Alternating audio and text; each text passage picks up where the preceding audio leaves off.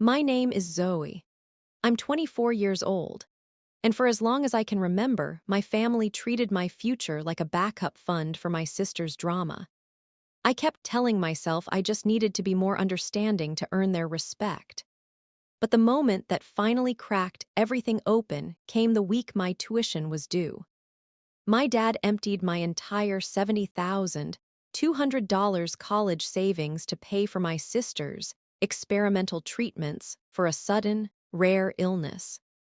When I begged him to leave just enough so I wouldn't have to drop out of nursing school, he turned on me right in the middle of her fundraising dinner. "She is dying, you selfish brat," he screamed. 30 guests fell dead silent. My mother just stared down at the hardwood floor, smoothing her linen napkin like my education was nothing but collateral damage. My account drained to zero. My nursing scrubs packed into boxes. My life derailed so she could play the victim. I thought I just had to survive it. I was wrong. My father had no idea what I was about to find online 2 days later.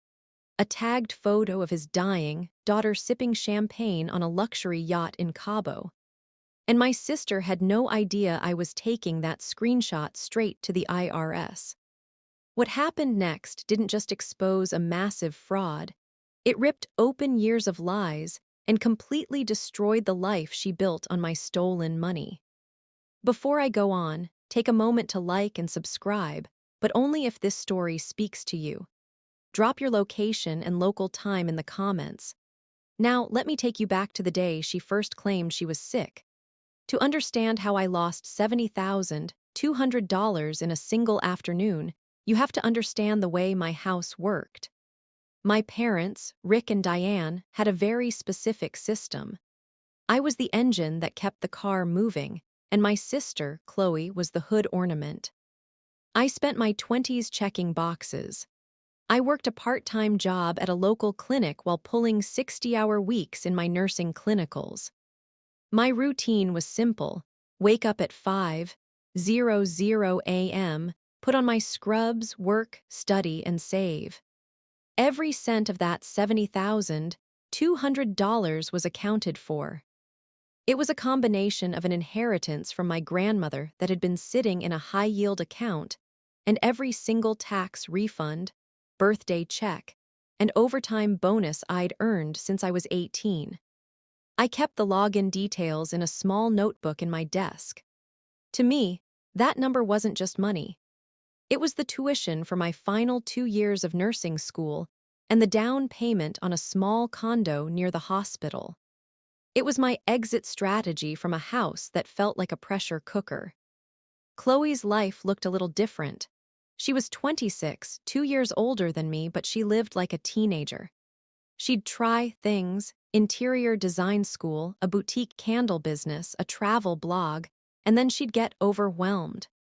Whenever a bill came due or a project failed, she'd develop a mysterious migraine or a bout of fatigue that required her to stay in bed for a week. I remember one Tuesday clearly. I'd just finished a double shift at the clinic. My feet were throbbing and I had a pharmacology exam the next morning. I walked into the kitchen to find my dad, Rick, holding a set of keys. "What's that for?" I asked, setting my bag down. "Chloe's new car," he said, beaming.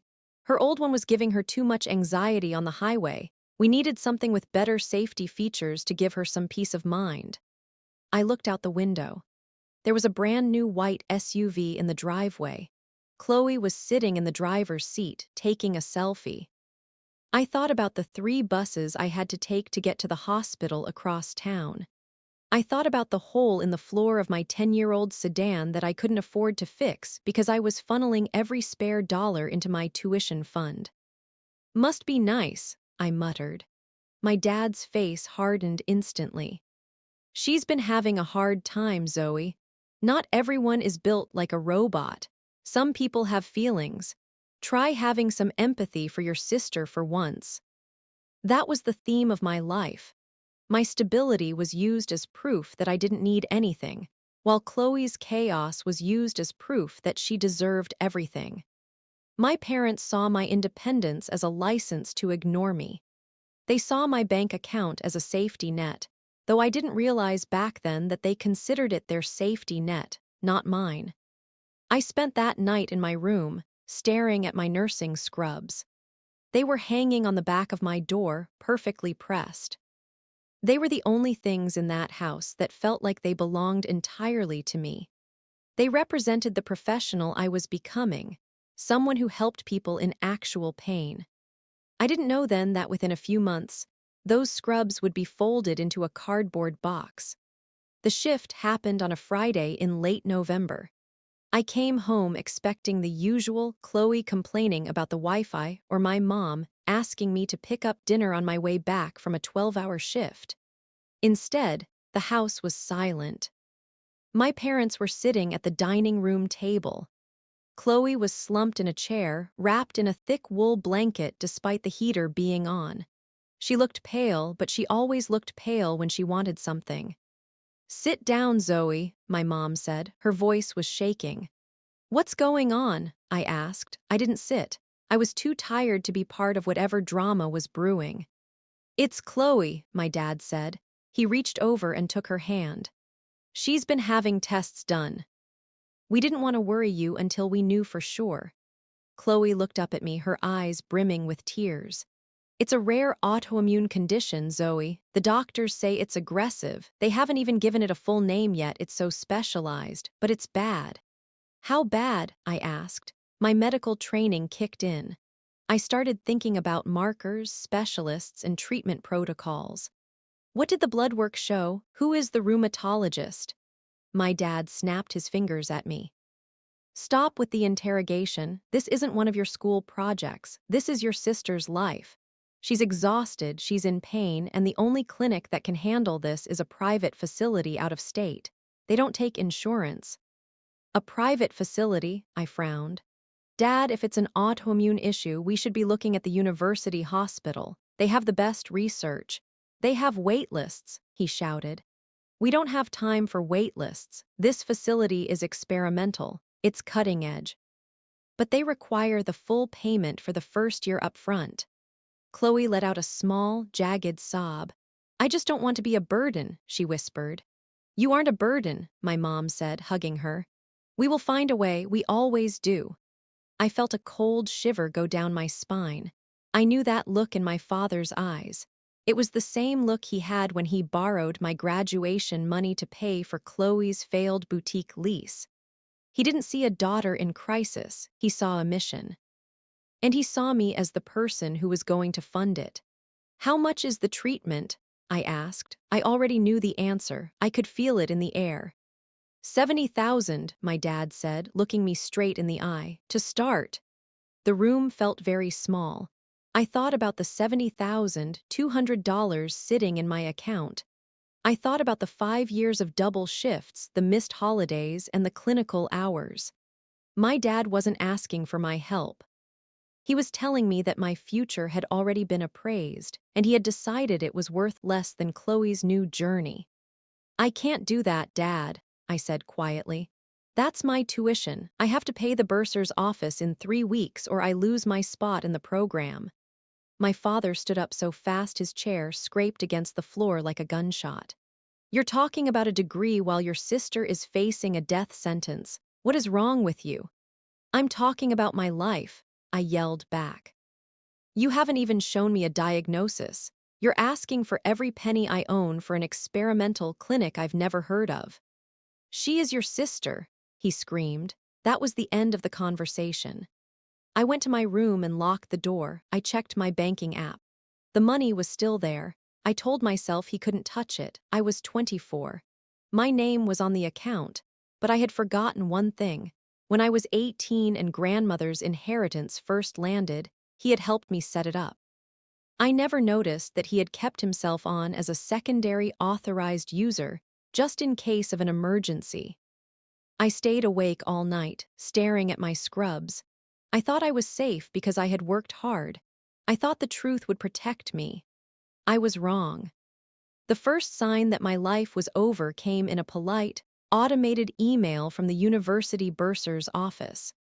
I was sitting in the hospital cafeteria during a 10-minute break, my stethoscope still around my neck. The subject line was urgent, tuition payment failed. I stared at the screen. I'd set up the auto-pay 2 weeks early to be safe. I figured it was a glitch, a banking error, or a server lag. I logged into my banking app, my thumb trembling slightly over the sensor. The balance at the top of the screen didn't say $70,200. It didn't even say $700. It said $000.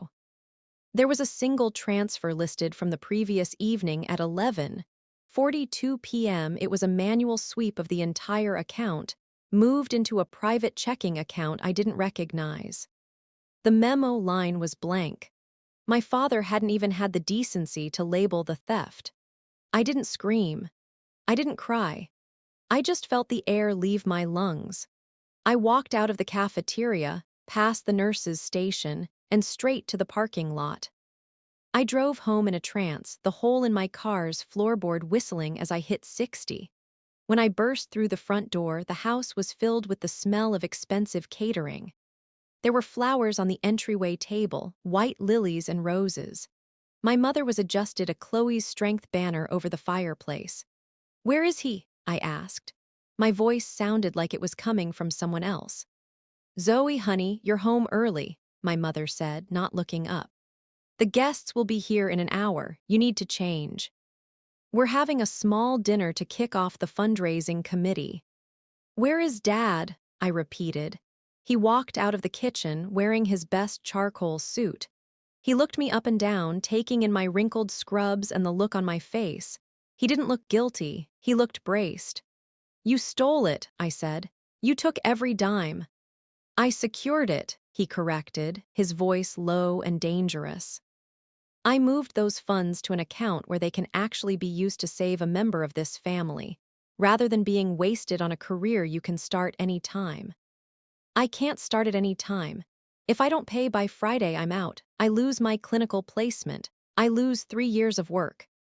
And Chloe loses her life," he roared, stepping toward me. "How can you stand there and talk about clinical placements while your sister is upstairs, too weak to even choose her own dress for tonight? You have no soul, Zoe. You are a cold, calculating girl who only cares about herself." I looked at my mother. "Mom, tell him he can't do this." She wouldn't look at me. She just kept smoothing the linen napkins on the table, her fingers moving in small, obsessive circles. "Your father is doing what's necessary, Zoe. We have to be a family right now." The fundraising dinner began at 7:00 p.m. These were the power players of our town, the local bank manager, the head of the Chamber of Commerce, and several wealthy neighbors who loved a good cause. They were all there to support Chloe's brave journey. I stood in the corner of the dining room, still in my scrubs. I hadn't changed. I wanted them to see what I was. I wanted them to see the person who was actually paying for the wine they were sipping. Chloe made her entrance halfway through the appetizers. She was wearing a flowing silk wrap and leaning heavily on my father's arm.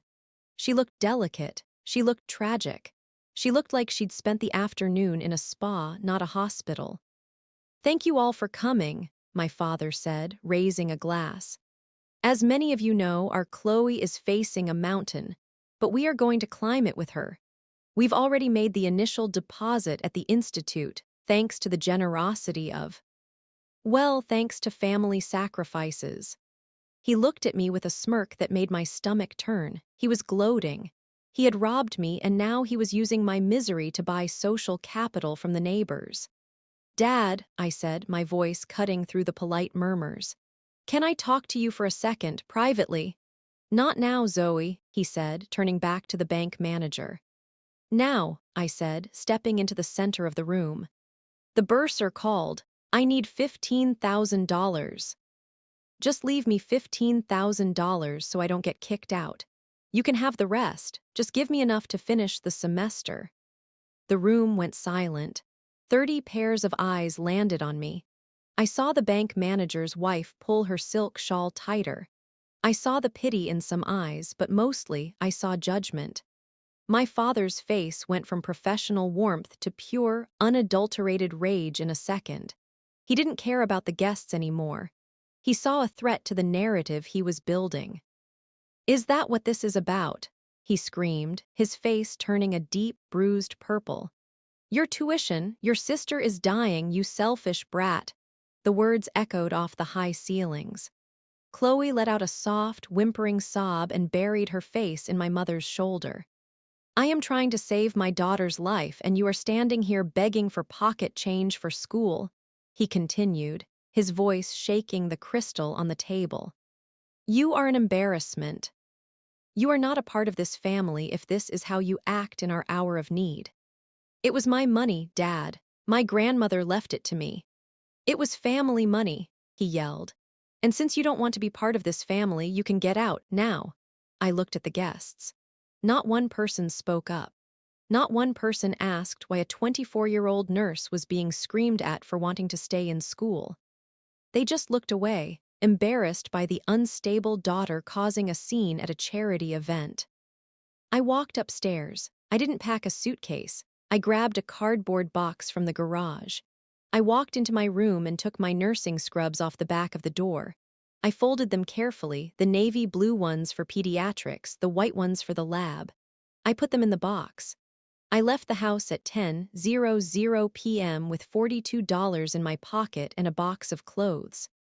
I didn't have a place to go. I didn't have a degree. I didn't have a future. That was the first undeniable cost. My family hadn't just taken my money. They had stripped me of my identity and cast me out as the villain in a story they were writing for profit. I slept in my car that night in a grocery store parking lot. Every time I closed my eyes, I heard my father's voice telling 30 people I was a selfish brat. I realized then that as long as Chloe was sick, I would never be allowed to be okay. I moved into a windowless basement sublet owned by a woman who didn't ask for a credit check as long as I paid in cash every Monday. It was miles away from my parents' manicured lawn, but in a small town, you're never really far enough away. I spent my days in a gray cubicle at a logistics firm, doing data entry for $11 an hour. My job was to stare at shipping manifests and input tracking numbers until my vision blurred. It was a far cry from the neonatal unit where I was supposed to be finishing my clinical rotation. Every time I closed my eyes, I saw those nursing scrubs in the box under my cot. They were a reminder of the $70,200 ghost that used to be my future. Meanwhile, Chloe was thriving on the tragedy. Since she didn't have a job to lose, she dedicated herself full-time to being a patient. She started a dedicated social media page called Chloe's Climb.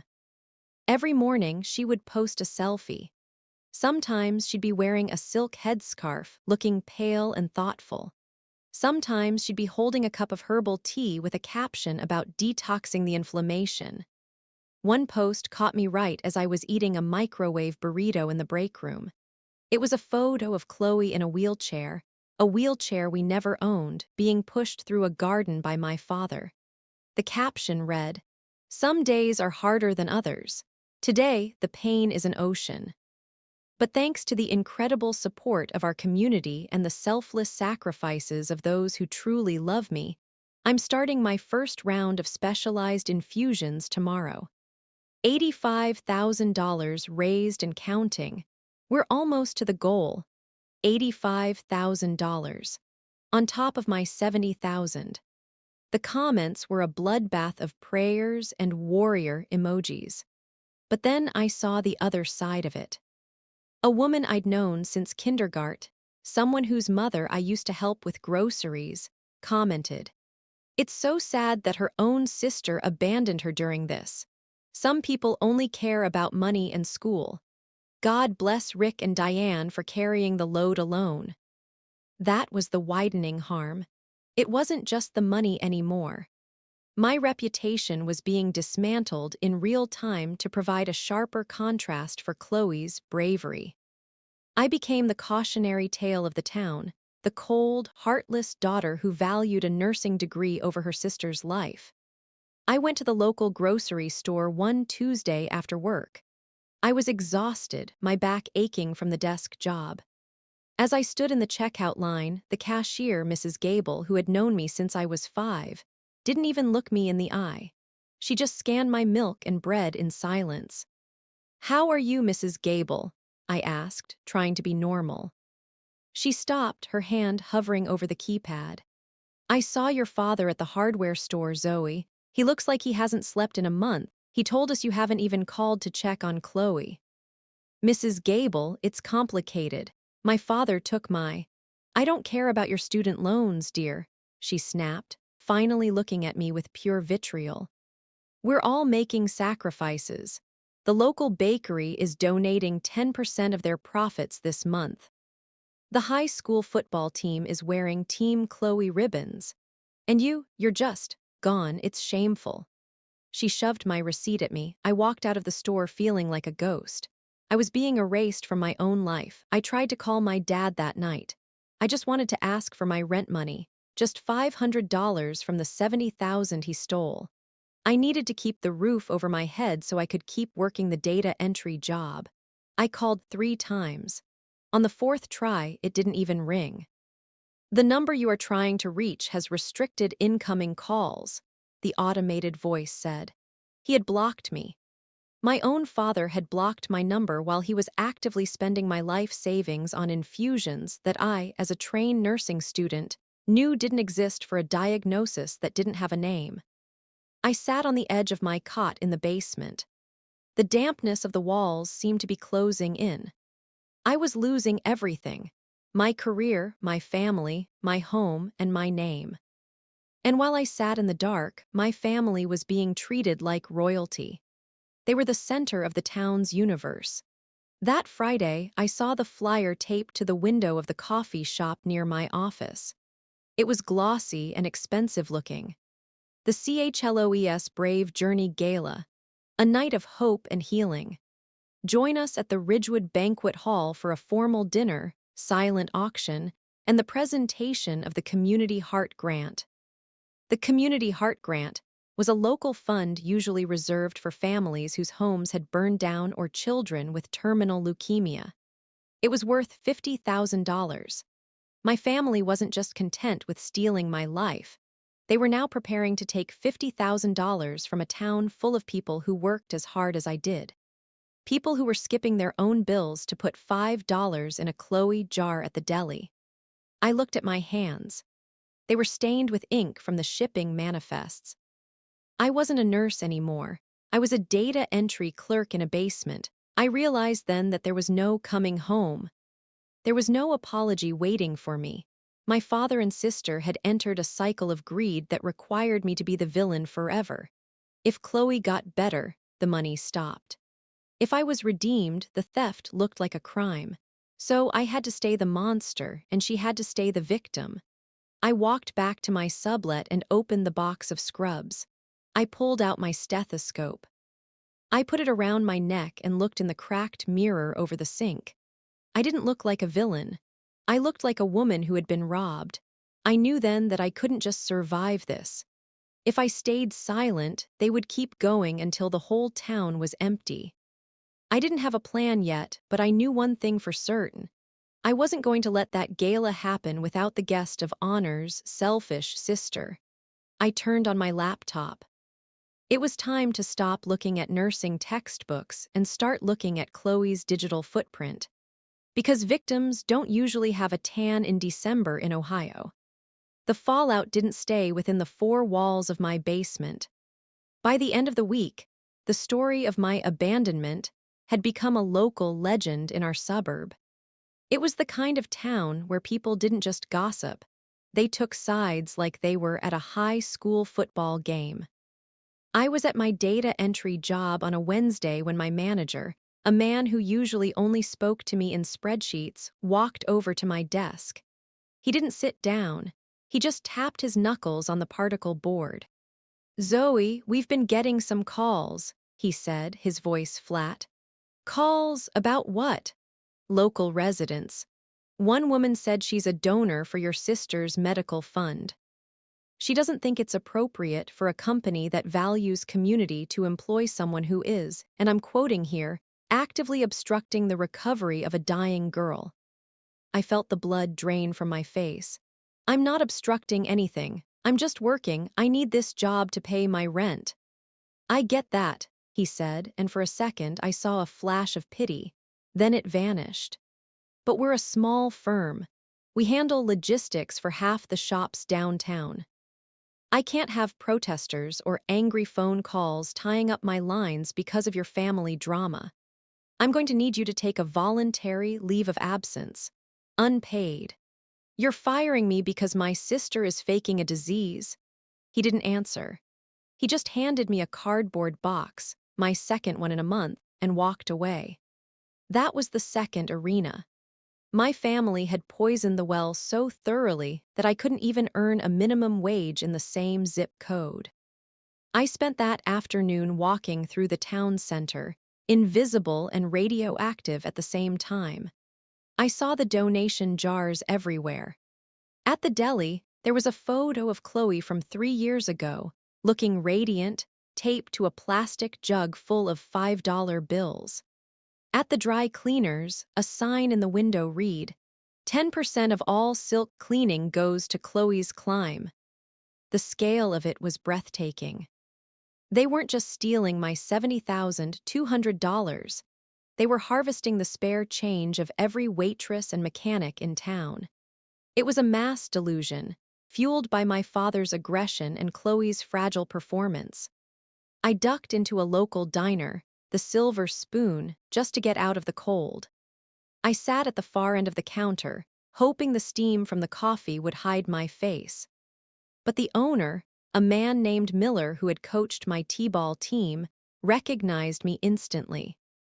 He didn't bring me a menu. He just wiped the counter in front of me with a rag that looked like it hadn't been washed in a week. "You got some nerve showing up here, Zoe," he said. "I just want a coffee, Mr. Miller." "Coffee is for people who support their neighbors," he said, leaning in. "Your dad came in here yesterday. He was shaking, he was so upset. Said you tried to sue him for the medical money.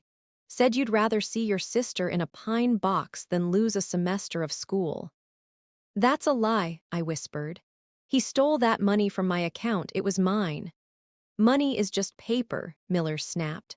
"Family is blood. If you can't see that, you don't belong at this counter. Out." I stood up, my chair screeching against the tile. A few people in the booths turned to look. I saw Mrs. Gable from the grocery store. She didn't look away this time, she just shook her head with a look of pure disgust. I walked out into the cold, the door chimes ringing behind me like a funeral bell. I was entirely exiled. I had no job, no family, and no community. I was a monster in the only world I'd ever known. I went back to my basement and opened my laptop. I had to see it. I had to see what they were doing with the money while I was being chased out of diners. I went to Chloe's Climb page. There was a new post. Update: Chloe is resting after a difficult week of heavy metal detox infusions. The doctors say she needs peace and quiet. We are so close to the $150,000 goal for the specialized surgery. Thank you, Ridgewood. I scrolled through her tagged photos. Most were from local news outlets or supporters. But then, I saw a notification. Someone had tagged Chloe in a photo 2 days ago. It wasn't a local supporter. It was a girl Chloe had gone to college with, a girl who didn't live in our town and clearly didn't know about the dying narrative. The photo showed a group of girls on the deck of a sleek white yacht. The water was a piercing, crystalline blue. In the center was Chloe. She wasn't pale. She wasn't in a wheelchair. She was wearing a designer bikini, holding a glass of champagne, and laughing so hard her head was tilted back. The caption read, "Best yacht week ever. Cabo doesn't know what hit it.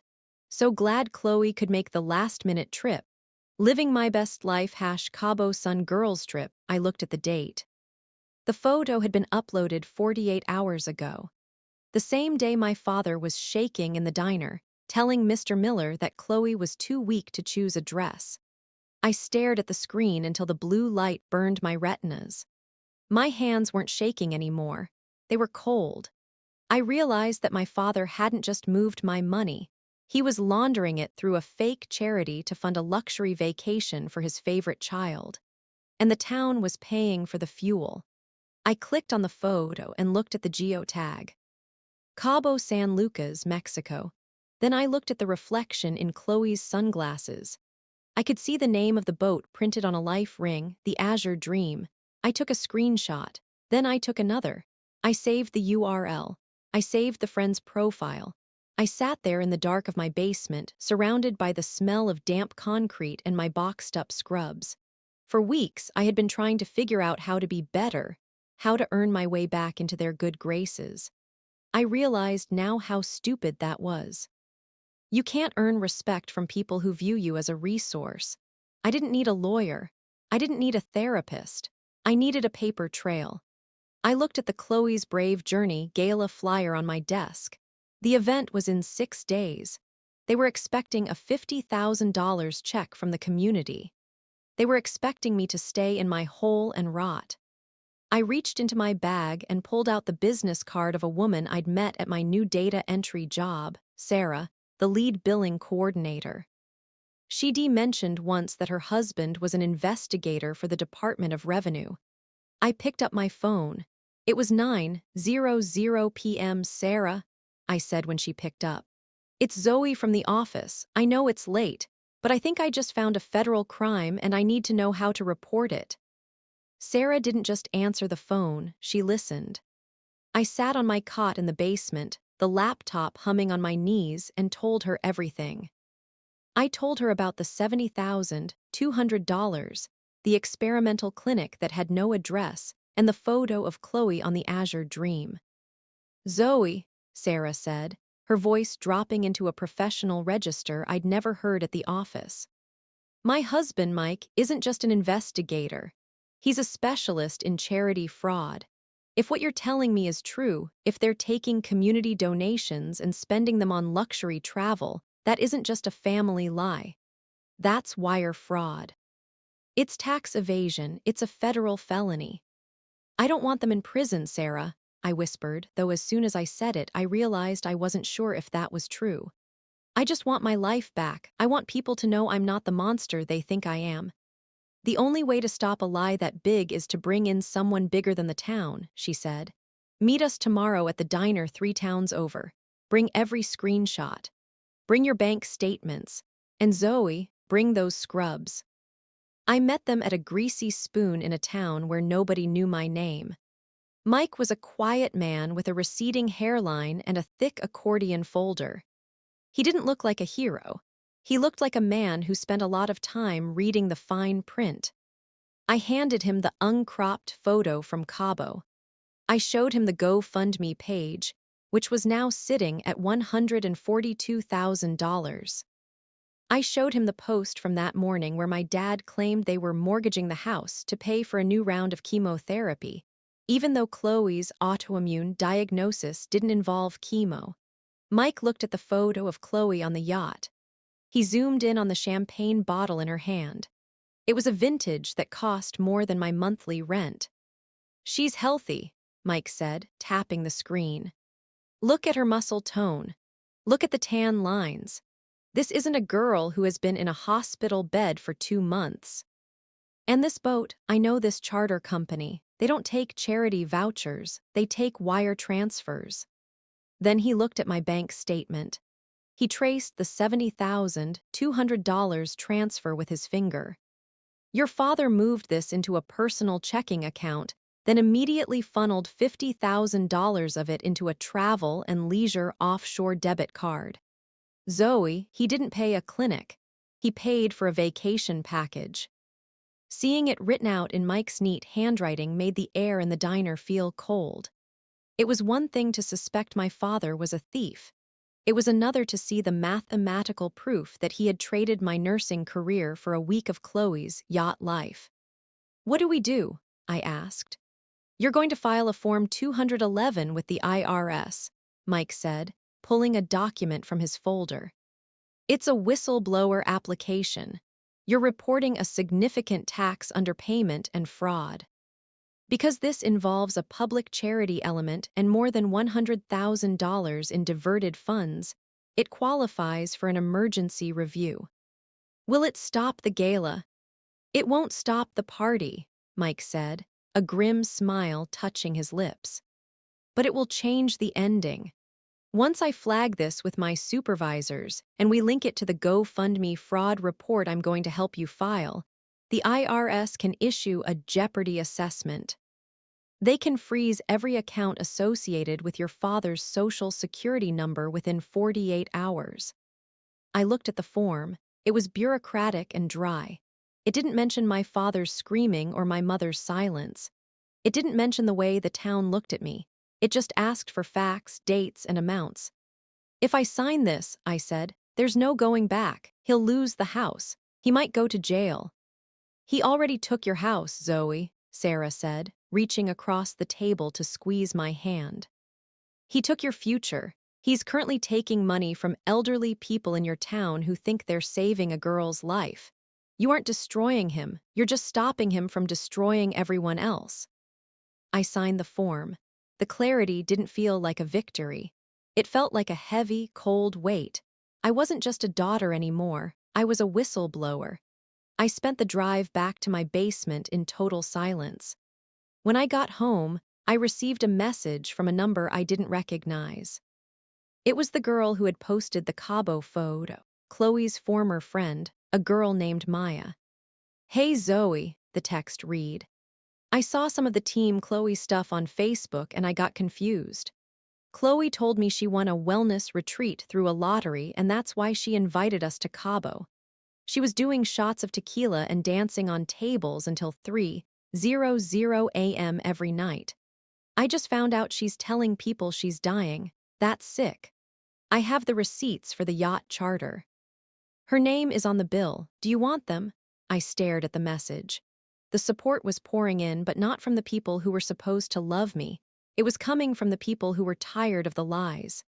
Yes, I typed back. Send everything. 10 minutes later, my inbox was full. PDF receipts, unedited photos of Chloe eating lobster, a video of her diving off the deck of the boat with a huge, healthy grin on her face. I didn't call my dad. I didn't send a snarky text to Chloe. I just downloaded every file onto a thumb drive. The gala was in 3 days. My father thought he was about to walk onto a stage and receive a $50,000 check of stolen community money. He thought he had successfully buried me in a basement. He had no idea that the IRS was already looking at his bank records. And he had no idea that I was currently ironing my best pair of scrubs. The confirmation from the IRS didn't come with a fanfare or a phone call. It arrived in my inbox as a PDF with a case number that looked like a random string of digits. To anyone else, it was just a government document. To me, it was a weapon. I sat in my car in the parking lot of a local library, the only place I could get free Wi-Fi after my data ran out. I opened the file. The wording was dense, but the message was clear. A jeopardy assessment had been approved. Based on the evidence of immediate fund dissipation, specifically the offshore wire transfers for the Cabo trip, the IRS had authorized an emergency freeze on all accounts linked to my father's social security number.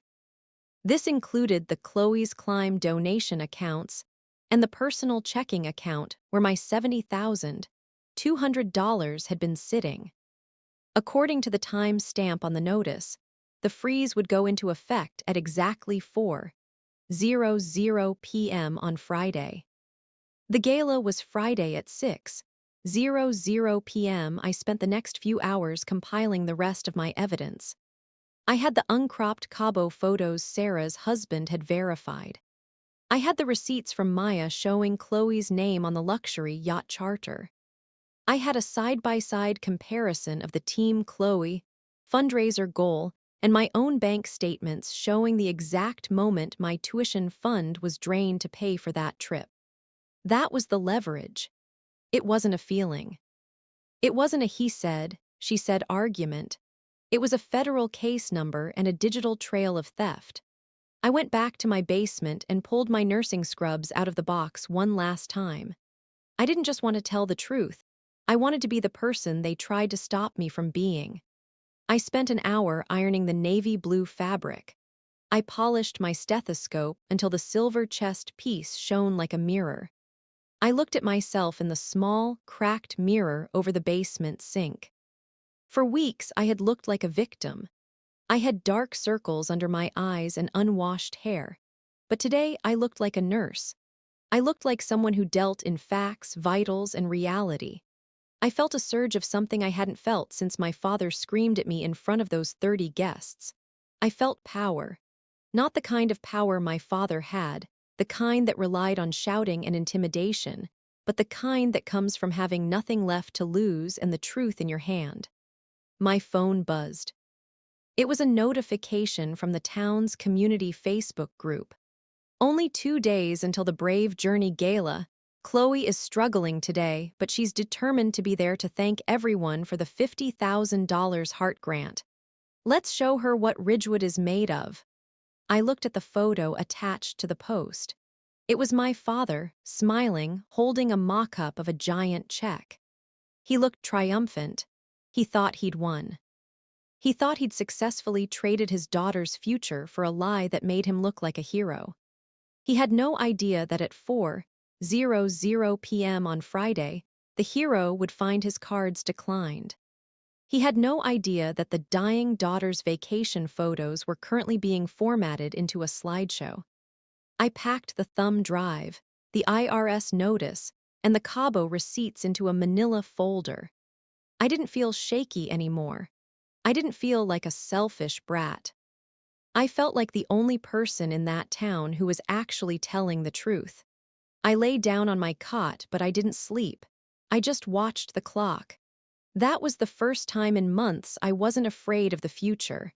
I was the one who was going to write the ending to this story. My father wanted to make me the villain. Fine. I would be the villain who brought the light. I didn't go to the gala to hide. I went to the gala to be seen. I spent Friday morning at the local library, printing 3 sets of every document. 1 set for the mayor, 1 set for the local press reporter I knew would be there, and 1 set for my father. I put them into 3 identical manila folders. My hands were steady. I felt like a surgeon prepping for a difficult but necessary procedure. I wasn't there to cause a scene. I was there to provide a diagnosis. At 3:45 p.m., I pulled my car into the back of the Ridgewood Banquet Hall parking lot. I sat there with the engine off, watching the caterers haul in crates of champagne and centerpieces. The Chloe's Climb banner was draped over the main entrance. It was massive, professional, and expensive. I looked at my watch. 3:59 p.m., the countdown was in my head. 5, 4, 3, 2, 1. At exactly 4:00 p.m., the IRS freeze hit. I knew it because I saw my father walk out of the side entrance of the hall, his phone pressed to his ear. He was pacing. He looked agitated. He was likely trying to pay the final catering balance or the liquor bill, and for the first time in his life, his righteousness wasn't enough to make a transaction go through. I watched him tap his screen aggressively, then shove the phone into his pocket and storm back inside. That was the logistical move. His resources were gone. He just didn't know the scale of the disaster yet. I waited until 5:30 p.m. to put on my scrubs. I changed in the front seat of my car. I pinned my nursing student badge to my chest and draped my stethoscope around my neck. I looked at myself in the rearview mirror. I didn't look like the unstable daughter anymore. I looked like the person I had spent 5 years of my life trying to become. This was my risk move, walking into the lion's den wearing the very future they tried to kill. I walked toward the entrance. The 2 volunteers at the door, women from the local garden club, looked up from their clipboards. Their smiles vanished the moment they recognized me. "Zoe," one of them whispered. "You shouldn't be here, your father said." "I'm family," I said, my voice calm and level. And I'm here to support the truth. I didn't wait for her to respond. I walked past them, the manila folders tucked under my arm. The room was breathtaking. It was filled with white linens, gold-rimmed plates, and the most influential people in our town. I saw the mayor at the front table. I saw the bank manager. I saw the families who had put $5 bills into jars for my sister. I found a spot at the very back of the room, standing by the service entrance. I didn't sit down. I didn't take a glass of water. I just stood there and watched.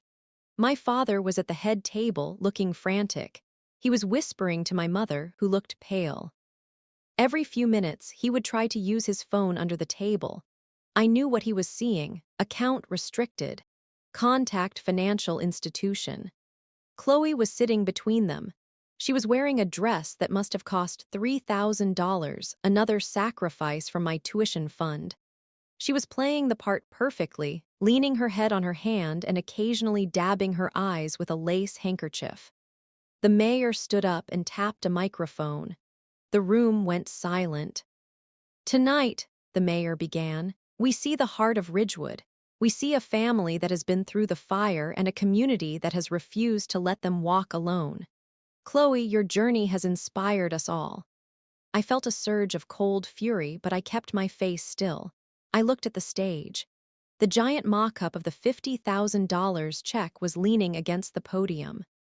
"Before we present the Hart Grant," the mayor continued, "Rick, would you like to say a few words?" My father stood up. He smoothed his suit and walked toward the stage. He looked like the hero of his own movie. He looked like the man who had saved his daughter by destroying his other one. "I just want to say," my father began, his voice cracking with practiced emotion, "that there are people who test your faith. There are people who turn their backs when things get hard. But then there are people like you, people who choose love over greed." He looked directly at me in the back of the room. His eyes narrowed. He was inviting the room to judge me one last time before he took the money. This was the threshold. He thought he was about to land the final blow. He thought the $50,000 would cover his tracks and let him disappear into a new life of treatments and yacht trips. I took a deep breath. I felt the weight of the manila folders. I felt the cold metal of the stethoscope against my chest. I didn't wait for him to finish. I didn't wait for him to invite me up. I started walking down the center aisle. The silence followed me. It was the same silence from the fundraising dinner weeks ago, but this time I wasn't the one being screamed at. I was the one with the floor. My father stopped mid-sentence. His hand gripped the side of the podium so hard his knuckles went white. "Zoe," he hissed into the microphone, "get out of here. You've done enough damage." "I haven't even started, Dad," I said. My voice was amplified by the quiet of the room. I reached the front of the stage. I didn't look at him. I looked at the mayor. I looked at the donors. I looked at the people who had been lied to. "My name is Zoe," I said, not needing a microphone to be heard in that stunned silence. "I'm a nursing student, and I have some information that the committee needs before that check is signed." The air in the room changed. It wasn't pity anymore. It was anticipation. The lie was at its peak, and I was standing right at the edge of it with a folder full of gravity. I didn't wait for my father to recover. I didn't wait for the security guard to move. I walked directly to the audio-visual booth at the side of the stage. The teenager running the lights looked at my scrubs, looked at my badge, and then looked at the manila folder in my hand. He was 18, maybe 19. He didn't know the politics of this town. He just saw a medical professional with a directive. "I need the projector," I said. "It's part of the presentation." He nodded, eyes wide, and handed me the HDMI cable. I plugged in my phone. "Zoe, stop this instant," my father's voice boomed over the speakers. He had reached the edge of the stage, but the mayor was standing in his way, looking between us with a confused, cautious expression. "Rick, let's just hear her out," the mayor said, his voice hesitant. "She's a nursing student. If there's a medical update, there is no update." My father screamed. "She's a bitter, jealous girl who wants her sister to suffer. I didn't look at him. I looked at the screen. The projector whirred to life, a bright blue light hitting the massive white wall behind the podium.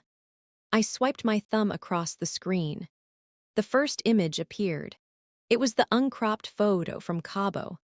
Chloe was in the center, wearing a neon green bikini, her head tilted back in a scream of laughter as a man poured a bottle of expensive champagne over a tower of glasses. The water behind her was an impossible turquoise. The sun was hitting her skin, showing a deep, healthy tan that no specialized infusion could ever produce. The room didn't just go quiet. It went cold. I heard the sound of a fork hitting a china plate. It sounded like a bone snapping. "This photo was taken 4 days ago," I said, my voice steady, projecting through the room without the help of a microphone.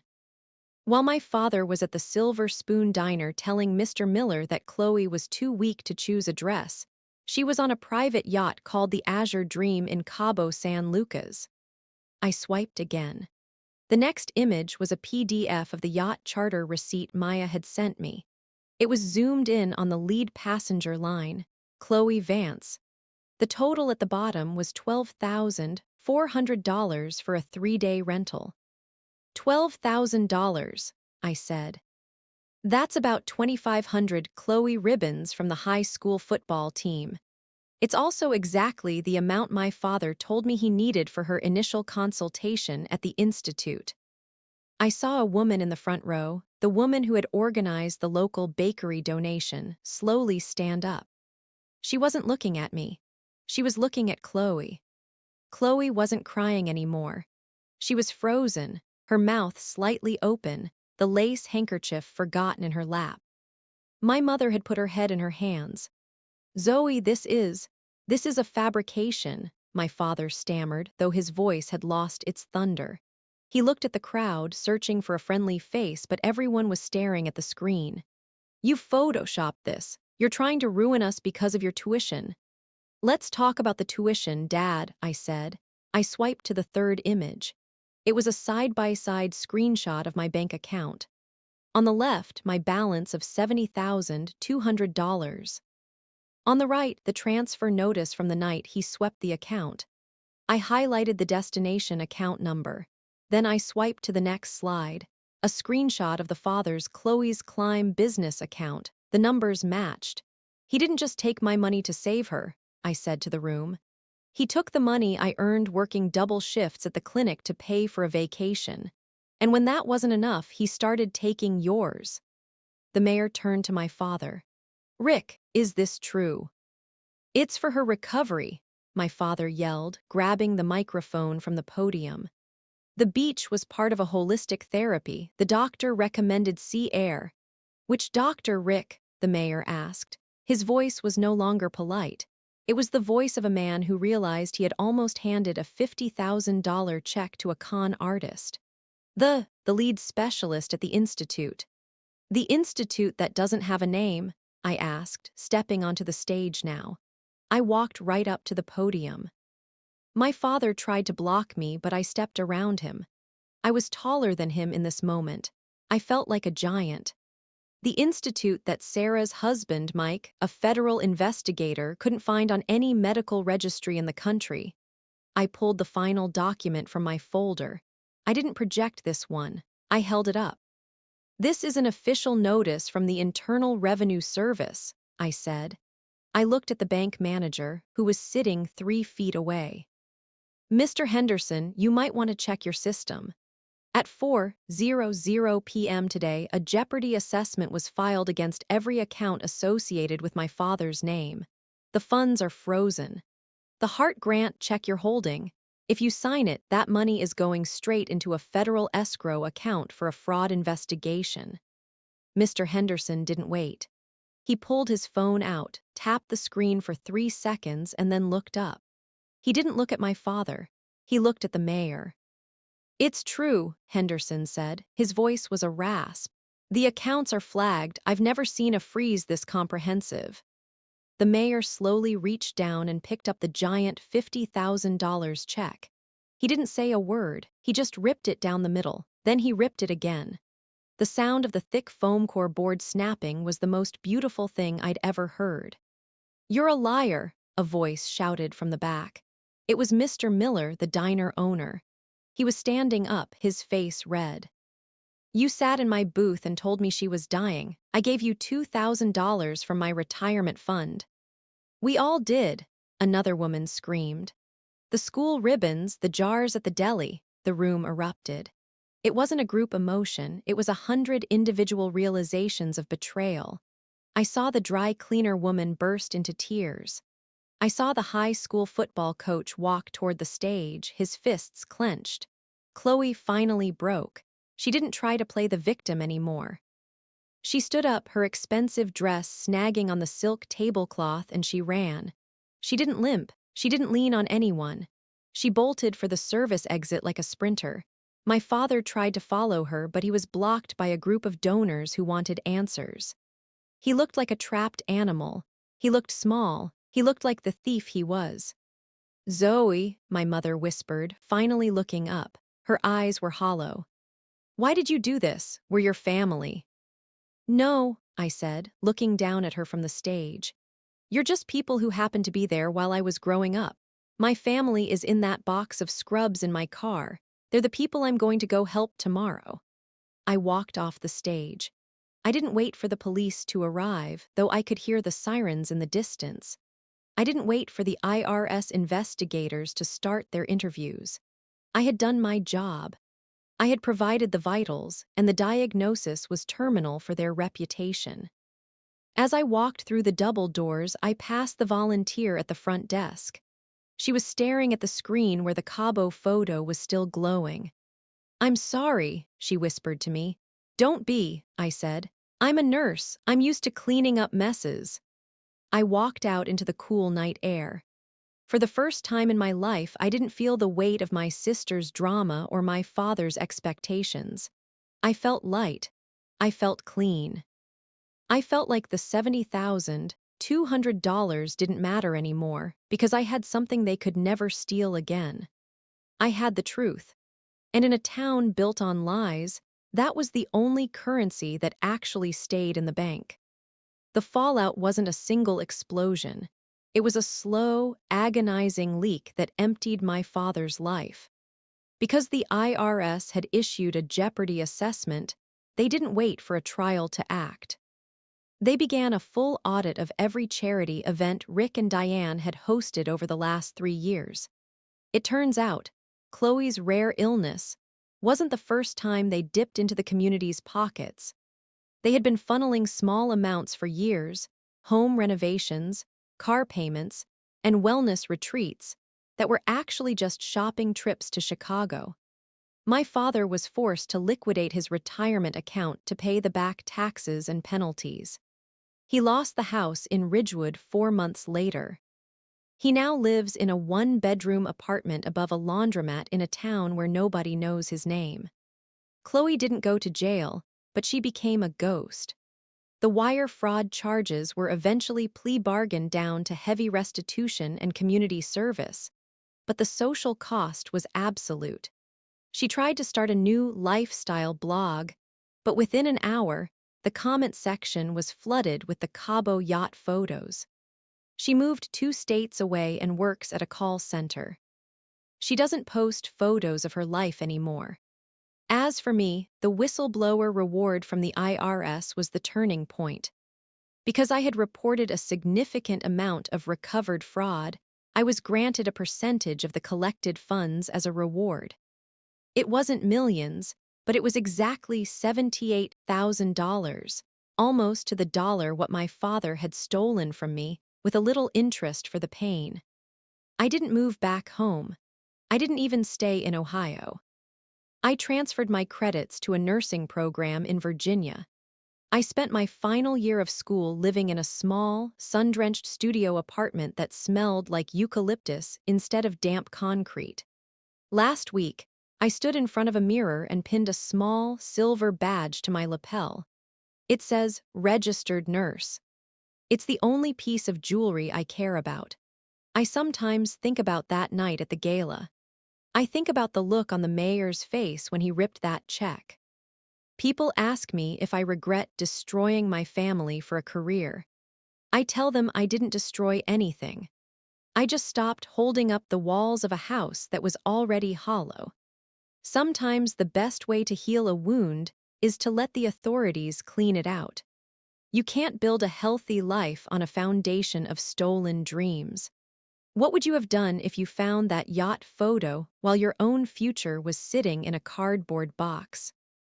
Let me know in the comments if you've ever had a sibling or a parent use a fake crisis to control you. I read every story. If you want to hear about another golden child whose scam was exposed by a set of forgotten receipts, click the video on the screen now. And if you believe that the truth is worth more than a comfortable lie, make sure to subscribe and join our community.